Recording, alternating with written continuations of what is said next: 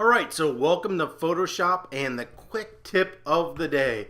So today we're going to talk about rotating an image, or in this case, a layer on an image.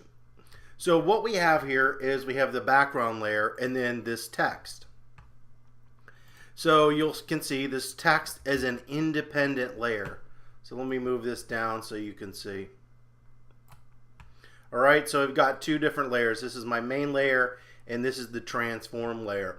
If I just come up to my image and I go image rotation, even though this layer is selected, watch what happens. So we're going to go to image rotation, and we'll do it 180 degrees.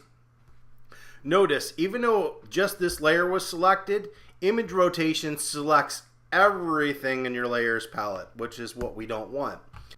So what I'm going to do is show you how I made the thumbnail for this video. So I've got transform. I'm going to hit Command J to duplicate it, so you can see we've duplicated it.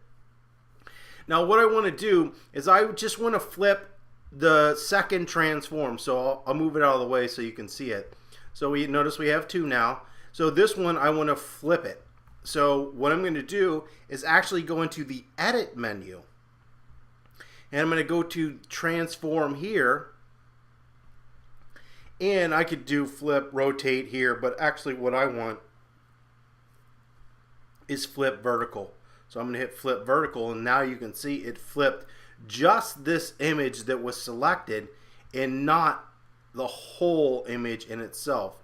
So when you want to adjust or rotate or move a single layer in your image, and it doesn't have to be a type layer, it can be an image layer as well, you do not use image rotation. You actually use edit, transform, and then in this case I'll just do rotate 180 so you can see it's not how I want it, but it's rotating this individual layer that's selected.